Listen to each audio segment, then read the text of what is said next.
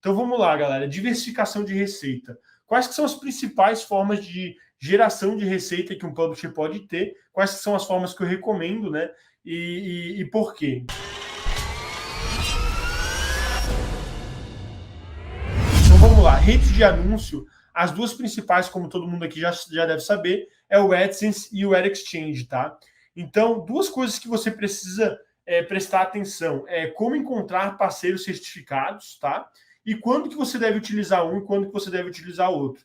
Eu sempre recomendo você ter projetos aí onde você utiliza um pouquinho de um e um pouquinho do outro, tá? Eu não recomendo um publisher que está só focado no AdExchange, eu não recomendo um publisher que está só focado no AdSense, porque eles são produtos diferentes, esses produtos estão sempre mudando e muitas vezes você vai ver que para um certo nível de escala, um produto ele vai render mais, para um certo nível de escala maior, outro produto ele pode acabar rendendo mais, pode ter funcionalidades que vão te atender melhor, tá? Então, o que eu gosto de fazer?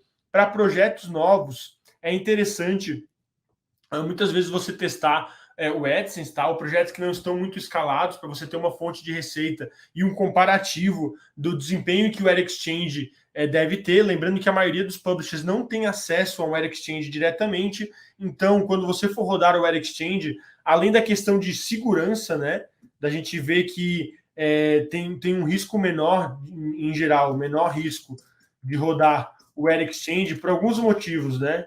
Questão de não ter a limitação, operar abaixo de um parceiro, tá? De um parceiro certificado, né? Isso depende muito da tecnologia do parceiro, tá?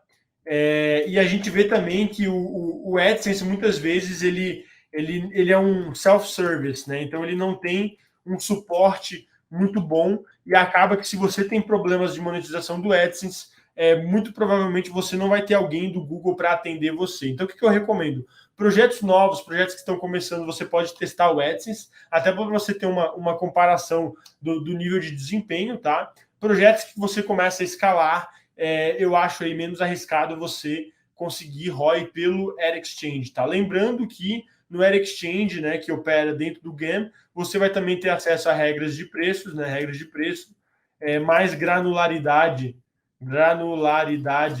nos relatórios, né? Então lembrando que o Analytics, a versão atual lá, a versão que vai ser desabilitada pelo Google em julho do ano que vem, ela tem acesso a uma integração com o AdSense, mas o Analytics novo, né, o GA4, ele ainda não integra com o Google AdSense, né? Então, se você depende de uma integração de granularidade para conseguir melhorar a sua aquisição de tráfego, você vai ter que fazer isso pelo Google Ad Manager. Lembrando que o GA4 já tem uma integração beta, né? Já tem uma integração beta com o GA4. Legal? Então, é importante você entender que essas duas redes, as principais redes do Google, elas são redes diferentes. Você tem que entender um pouquinho de como operar com cada rede, tá? Quais são os prós e contras de cada rede. Obviamente, assim, quando a gente fala que, o AdExchange não tem limitação. Então, se você começa a rodar no AdSense e a sua conta já é limitada, tem gente que não tem condições de ficar 20, 25, 30 dias, 40 dias sem gerar receita para o projeto. Isso pode acontecer com o AdSense. Então, você saber rodar no AdExchange vai te dar essa flexibilidade de, enquanto o seu AdSense está limitado, você ter uma outra fonte de receita, mas lembrando que cada uma dessas redes elas têm curvas aí de aprendizado diferentes, você vai ter que operar com o AdSense é bem diferente de operar com o AdExchange, você vai ter que dominar cada uma delas, legal? Vamos lá. Uma coisa que é importante para você saber é como encontrar parceiros certificados, tá? Então eu já passei isso algumas vezes em lives, mas tem um link do Google que é Google Certified Partners, tá? Certified Publishing Partners. Basicamente, nesse link, se você digitar isso no Google, você vai encontrar todos os parceiros que passaram por uma certificação de parceiro de excelência do Google. Então, vão ser os principais, né, os melhores parceiros certificados mundialmente do Google. Eu utilizo aí, para a galera já tá careca de saber que eu utilizo a Monetize More, né? É o parceiro que eu geralmente recomendo, mas você aí tem total liberdade e até recomendo que você faça isso de procurar aí parceiros nesse link para você ver Lá você vai ver quais prêmios que esse parceiro já recebeu do Google, você vai ver aí diversas diferenciais aí de cada parceiro. Tem parceiro que é mais focado em aplicativo, tem parceiro que é mais focado em publishers de SEO, né? Eu gosto muito da Monetize More porque eles têm um foco maior aí para publishers que compram tráfego e, na minha opinião, eles trabalham melhor com a galera que compra tráfego, tá? Outra forma, desculpa, outra forma de diversificação são redes nativas, tá? Eu não sou muito fã de rede nativa, porque eu acho que elas não performam muito bem se você tem uma estratégia aí de compra de tráfego onde seu CPM é alto, mas elas funcionam muito bem em duas situações, tá? Sites com tráfego orgânico, sites com muito tráfego orgânico, tende a funcionar bem, muito tráfego orgânico. Sites com CPM muito baixo, tá? Tipo nicho de curiosidade, geralmente tem um CPM muito baixo e é um nicho que casa bem com as redes nativas, porque as redes nativas têm um conteúdo muito focado em curiosidade, em muito clickbait, né?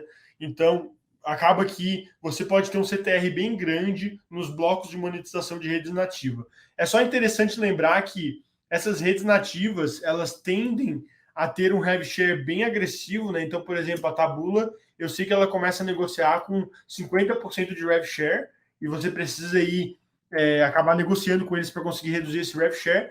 A Outbrain, eu lembro que também opera nessa margem. A MGID, como ela é mais nova e a qualidade é um pouco pior, eles acabam operando com uma margem aí, um rev share um pouco menor, tá? Eu recomendo nessas situações você testar redes nativas, mas se você tem um CPM muito alto, muito provavelmente você não vai ver muito valor na rede nativa, beleza? Nessas redes nativas, redes de native, né? Outro teste que você pode fazer para diversificar sua receita são redes de vídeo, tá? Então, se você tem um engajamento alto dentro do seu site e para alguns nichos em específicos, redes de vídeo tendem a performar muito bem. E outra coisa que você pode pensar é em páginas que você tem pouco conteúdo, como rodar vídeo é um pouco menos chato do que display, em termos do nível de conteúdo para número de anúncios, você pode acabar testando aí um anúncio de vídeo, tá? Então, eu ouço muito bem da galera do orgânico, eu ouço muito bem eles falarem da Tits e da Video, tá? São duas redes aí que, se você for testar vídeo, eu recomendaria começar por essas, tá? Eu até esqueci de colocar aqui, mas tem uma outra rede de imagens e vídeos, né, de anúncios e vídeos que o pessoal roda, que é bem específico, porque ela só aparece em imagens, tá? É uma rede in-image que eles chamam, que é a Seed Tag. Eu rodei essa rede há muito tempo atrás, da mesma forma aí, funciona muito bem para tráfego orgânico e sites com CPM muito baixo. O problema, né, por mais que os anúncios, eu achava que os anúncios eram uma qualidade boa, o problema é que eles pagam net 60 a net 90 aí, dependendo da sua negociação. Então eu achava a forma de pagamento aí, o tempo para ser pago, muito agressivo, tá? E acabei parando de rodar eles porque também impactava um pouquinho em outras métricas do site, no carregamento. Mas para quem quiser testar, essa é uma das poucas redes do mundo que faz anúncio in-image, né? O que é anúncio in-image? Se você tem um site com muitas imagens, né? Para alguns publishers que tem muita imagem e tem pouco conteúdo, talvez seria um bom teste, porque essa rede tem a capacidade de colocar anúncios por cima das imagens. Então vai aparecer um anúnciozinho, às vezes no canto da imagem, e se alguém clicar ali, vai gerar receita. Legal? Outra possibilidade que é bem interessante é a questão de afiliados, tá? Então, para redes de afiliados em geral, é bem difícil, digamos, trabalhar com o mercado de afiliado. E o principal motivo é porque grande parte das ofertas não presta, tá? Grande parte das ofertas não presta. Eu gosto até de falar que em afiliado não tem um 80-20, tem um 95-5, onde 95% das ofertas são uma bela bosta, mas tem 5% das ofertas que realmente escalam. Então, o que eu recomendo se você for rodar afiliado? Foca nas melhores ofertas. Você pode testar aí 10% do tráfego que você enviaria para as melhores ofertas. Você pode testar em ofertas novas para talvez achar outras ofertas vencedoras. Eu recomendo até fazer esse teste para identificar ofertas vencedoras, porque o mercado de afiliado está sempre mudando, tá? tenha contas em várias redes de afiliado, e a hora que você conseguir encontrar as ofertas vencedoras, decida quais são as que você vai focar e utilize o volume de entrega para renegociar o payout com essas redes de afiliado, tá? Até lá na comunidade, de vez em quando a gente troca ideia de quais ofertas tem convertido melhor. Por exemplo, o Santander convertia muito bem ano passado, esse ano tem outras ofertas aí que estão performando um pouco melhor, isso para finanças, né? Tem bastante ofertas de outros nichos que o pessoal não está explorando, nicho de cursos, nicho de viagens, tem algumas ofertas bem interessantes que eu recomendo o pessoal testar, tá? E geralmente o pessoal me pergunta quais as redes de anúncio, redes de afiliado eu recomendo. Eu recomendo geralmente a iGo e a DG Max, até deixei um link aqui se algum de vocês quiserem testar, tá? A que eu mais rodo atualmente é a iGo. Eu gosto muito deles pelo atendimento, tá? Eu gosto de o atendimento que eles fazem lá, eu acho bem diferenciado comparado a outras redes, que às vezes não estão nem aí para o publisher, desabilitam o link e não falam para o publisher. Uma das coisas também que eu gosto do iGo é que se a oferta é pausada, o link não é quebrado, tá? Eles mudaram isso recentemente, então mesmo que a oferta pause, não quebra o link. E por que eu gosto disso? Porque como publisher, se você tiver links quebrados no seu site, isso pode ser um risco para a sua operação, né? Se você tiver muitos links quebrados, você pode aí ter problemas na monetização do seu projeto. Então, eu gosto de trabalhar com as redes que não quebram o link de forma alguma. Legal? Teve algumas perguntinhas aqui, deixa eu responder essas perguntinhas.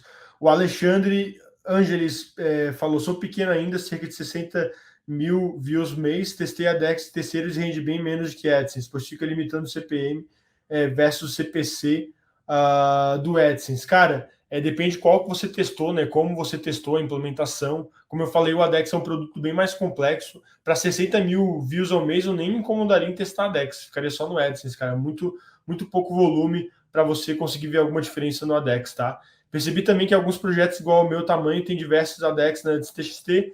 Como usar isso no GAN? Existe uma forma de filtrar o bid automaticamente de forma simples? Muitas vezes a galera vai colocando vários ads TXT ali, né? Mas não estão usando todos, tá?